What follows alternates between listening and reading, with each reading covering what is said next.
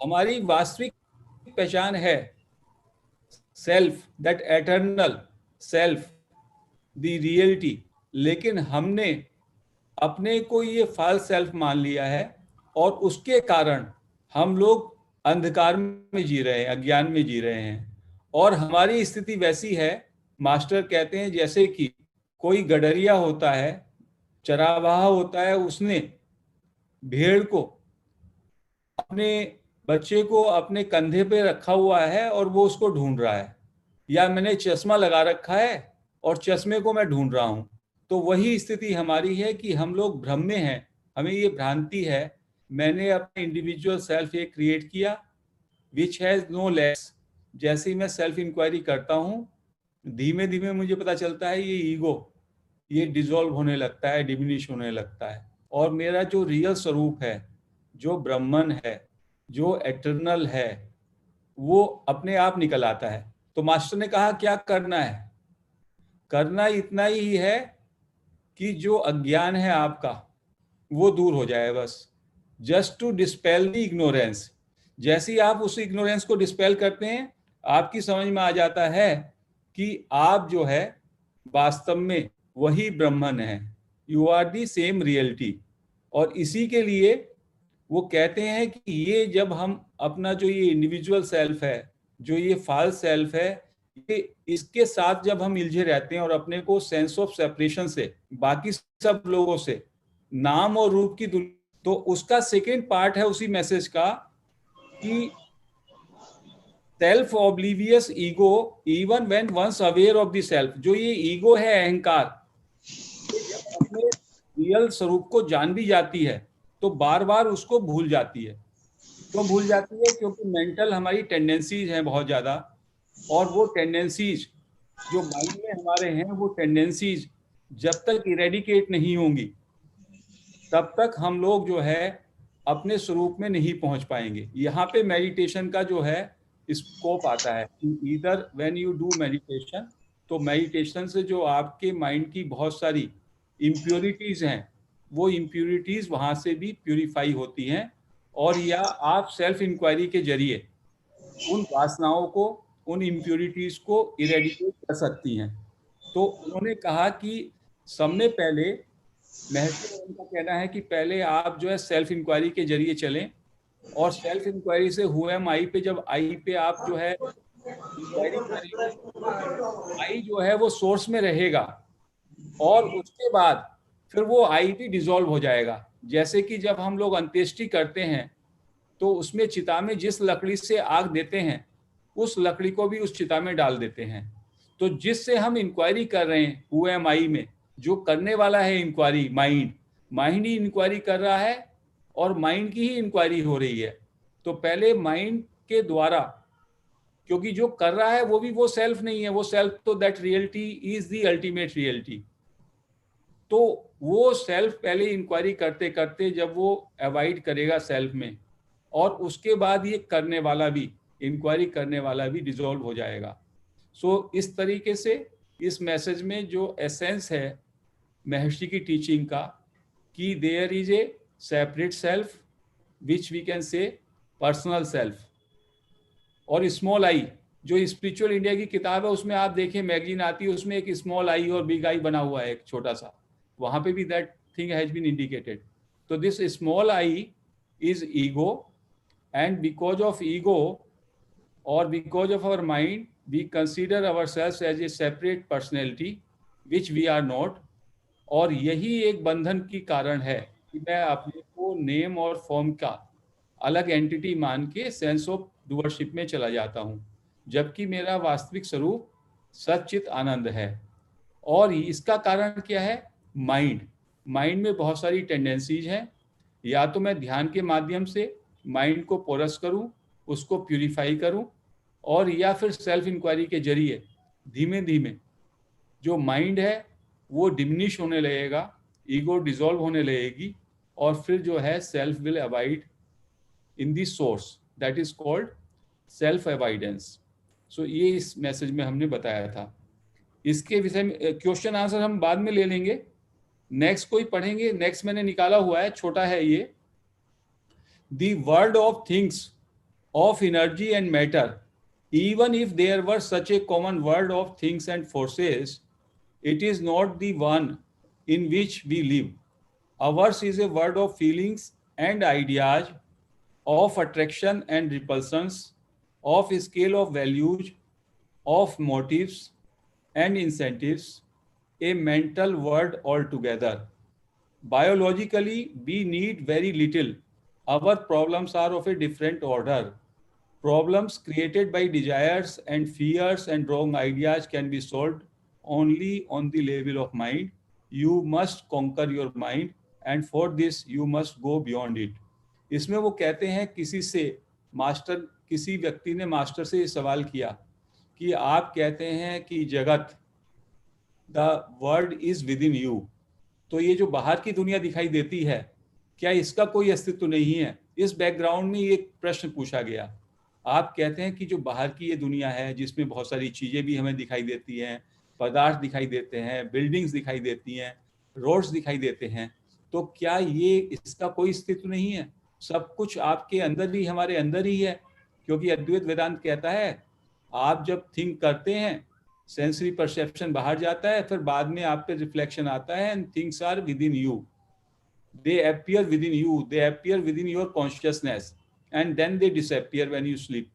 तो उस पर्सपेक्टिव में इस क्वेश्चन को कहा गया। तो इसका मास्टर ने क्या जवाब दिया? मास्टर ने ये जवाब दिया कि यदि ये चीजें, एनर्जी है, पदार्थ हैं, तमाम सारी वस्तुएं बाहर की, इसको हम मान लीजिए फॉर सेक ऑफ एक्सेप्टेंस हम उनको मान लेते ये हैं, तभी भी जो वो चीजें हैं, उस दुनिया का अस्तित्व बहुत छोटा है।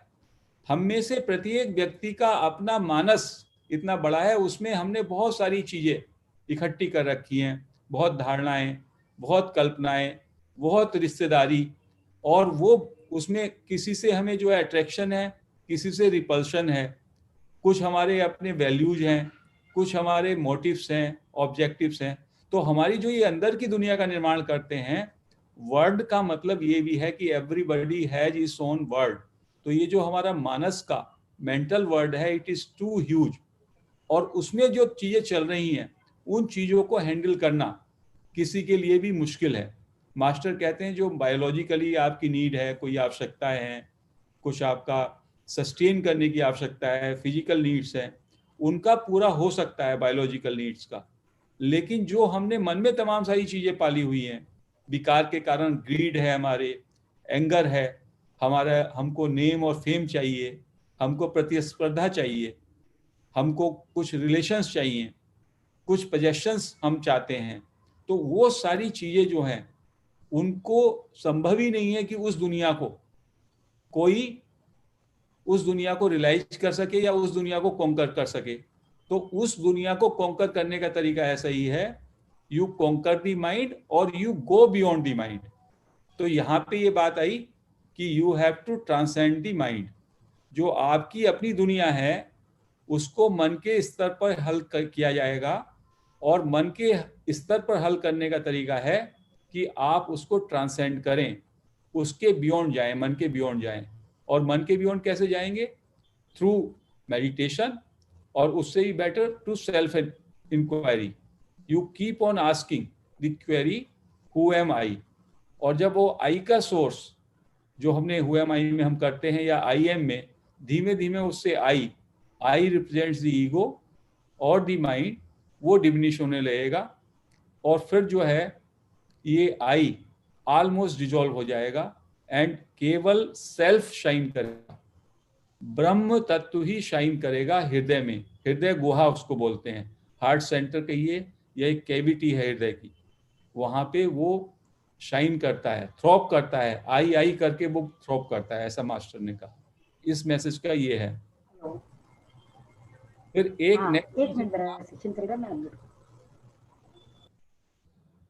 उसमें महर्षि रमन ने कहा कि थॉट्स कैसे आते हैं। थॉट्स उन्होंने बताया कि वो फ्लैशेस में आते हैं, लाइट की तरह थॉट्स आते हैं, और जब वो लाइट की तरह आते हैं तो अल्टरनेटिंग करंट जैसे होता है, बल्ब जल रहा है उसमें करंट का अल्टरनेट होता है, ऐसी थॉट्स में भी होता है। एक थॉट आएगा, दूसरा थॉट आएगा, लेकिन वो इतनी जल्दी फ्लैशेस में आते हैं कि हमको कंटिन्यूटी लगती है थॉट्स की। So if we can be aware of those thoughts, हम लोग अपने अंदर की दुनिया, जो हमारी मानसिक दुनिया है, उसमें यदि हम वॉचफुलनेस रखें, तो एक थॉट आता है और वो जब जा रहा है और दूसरा थॉट आएगा, उन दोनों के बीच में गैप है, that gap is fraction of second.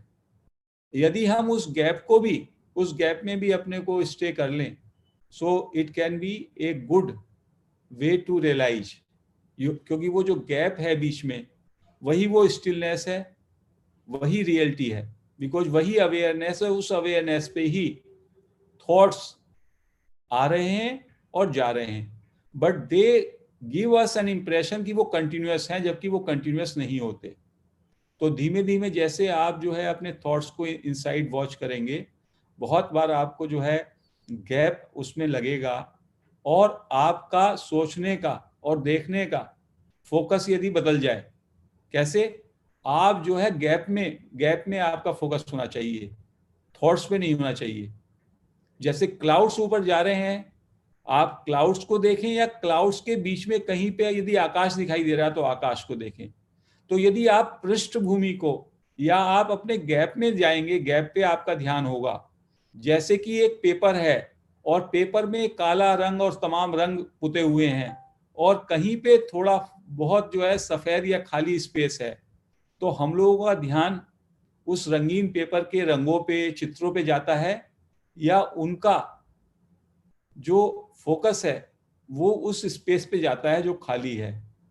यदि हम खाली पे अपना ध्यान लगाएं, तो धीमे धीमे उससे, उस अंतराल से जो है हम लोगों को सेल्फ रियलाइजेशन हो सकता है, और इंस्टेंट हो सकता है, और पीस आ सकती है।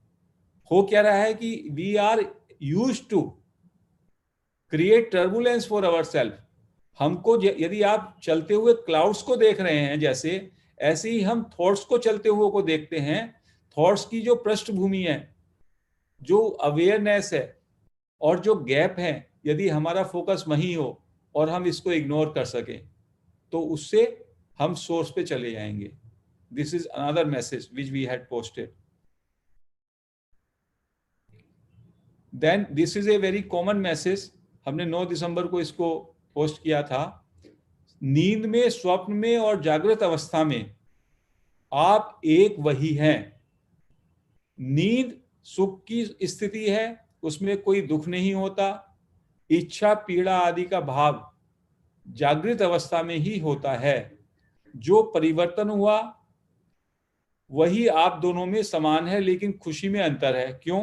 क्योंकि अब मन पैदा हो गया। यह मन मैं विचार के बाद पैदा होता है। मैं विचार चेतना से उत्पन्न होता है। यदि मैं विचार चेतना में निवास करता है, तो व्यक्ति हमेशा खुश रहता है। इसमें पूरी फिलॉसफी फिर से वही जो हम लोगों ने हु एम आई में डिस्कस किया था, कि जब हम सो जाते हैं तो हम बहुत सुखी हो जाते हैं। क्यों सुखी हो जाते हैं? कि माइंड इज शट डाउन, मन उसमें जो है सो जाता है बिल्कुल। Mind and senses they are shut down, तो वो एक स्वरूप में जाने की स्थिति होती है।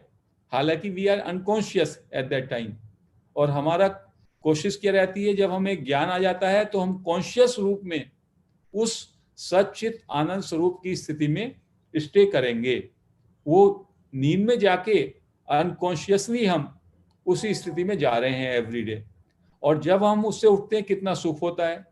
और जब हम वेकिंग स्टेट में आते हैं, तो महर्षि बोल रहे हैं कितना हमारे अंदर द्वंद्व हो जाता है, प्लेजर है, पेन है, मिजरीज है, रिलेशनशिप का प्रॉब्लम है, घर द्वार का प्रॉब्लम है, बच्चों का है, सारी संसार की जितनी भी चीजें हैं, क्योंकि हमारे अंदर एक संसार का निर्माण हो गया।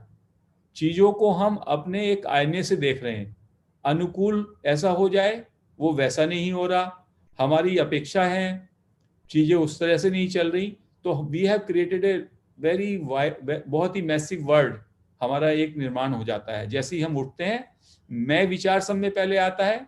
मैं विचार के बाद बाहर के तमाम दुनिया की ऑब्जेक्टिव रियलिटी से हम अपने को कनेक्ट करते हैं, और हमारे अंदर बहुत सारे विचार, अनेकानेक विचार जन्म लेते हैं। और वो विचार, वो भावनाएं, वो उद्वेग, वो रिश्ते, वो समस्याएं, वो सारे का सारा मेरा संसार है, उस संसार का निर्माण हो जाता है और मैं सुख और दुख इस द्वंद्व में जो है डोलता रहता हूं। तो वो कहते हैं कि यदि हम जो मेरा मैं विचार है, मैं विचार के सोर्स पे चले जाएं, तो मैं विचार अपने सोर्स में चला जाएगा और मैं विचार का जो सोर्स है, ईगो का क्या सोर्स है, self, that eternal self, ultimate reality, तो मैं उसी स्थिति में पहुंच जाऊंगा जो मेरा स्वरूप है। इसमें ये बताए थे। अभी एक क्वेश्चन और किया गया था महर्षि से, and it is a very relevant question, कि ये जो मन के पार, आप कहते हैं मन के पार चला जाए, मन के पार कैसे जाए, ये बात उनसे पूछी गई।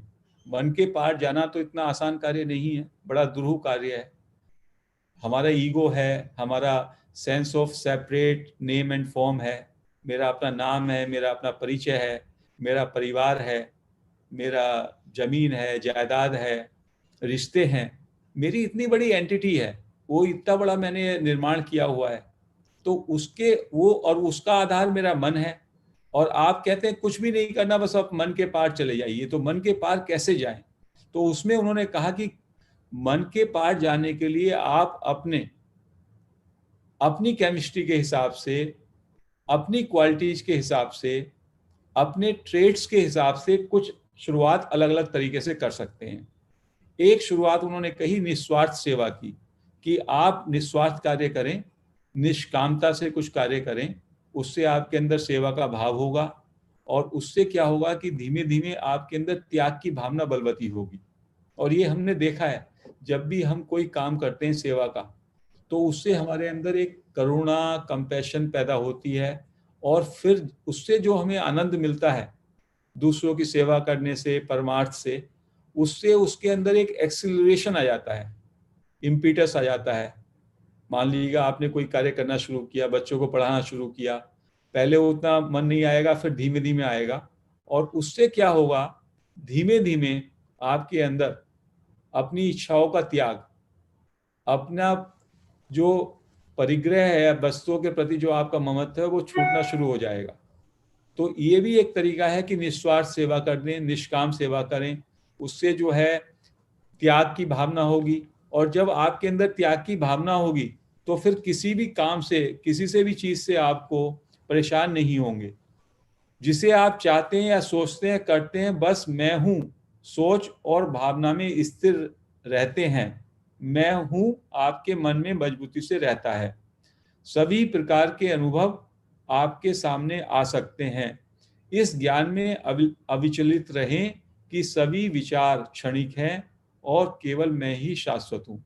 निस्वार्थ काम करते रहें और मैं हूँ, इसमें जो मैं से लगे हुए तमाम मेरे विचार आ रहे हैं, उन विचारों को उपेक्षा करें, जो कि हम ध्यान में करते हैं, और हैपन में, एमनेस में, इजनेस में, उसमें आप स्थिर हो जाएं।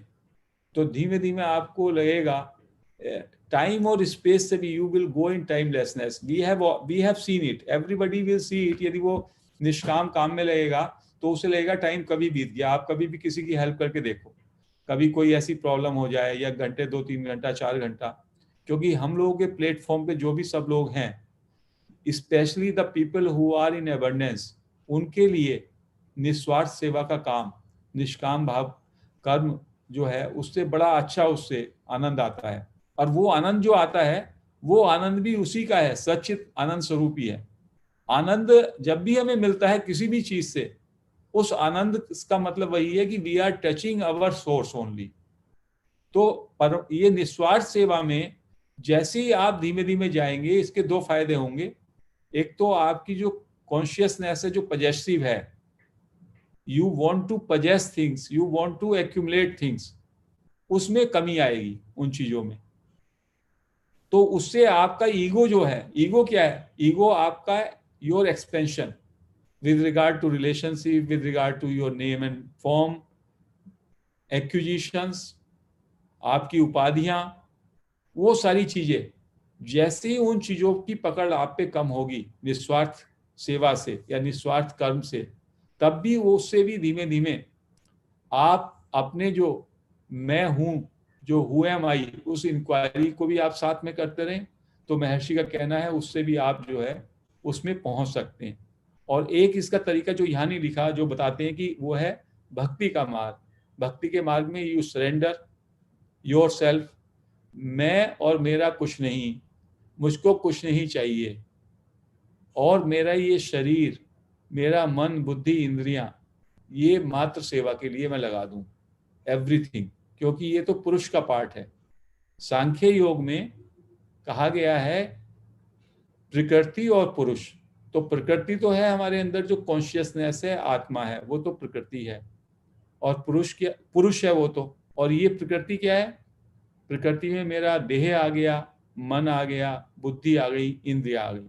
तो वो कहते हैं इन दोनों को जोड़ना, चिंचड़ ग्रंथि, वो ही बस एक कमी है। उसका जो योग है उसमें यदि आपकी वो भ्रांति दूर हो जाए कि you are never connected, you are disconnected with your body and mind, ये आपने अपना मान लिया है, it is not yours, you are Brahman.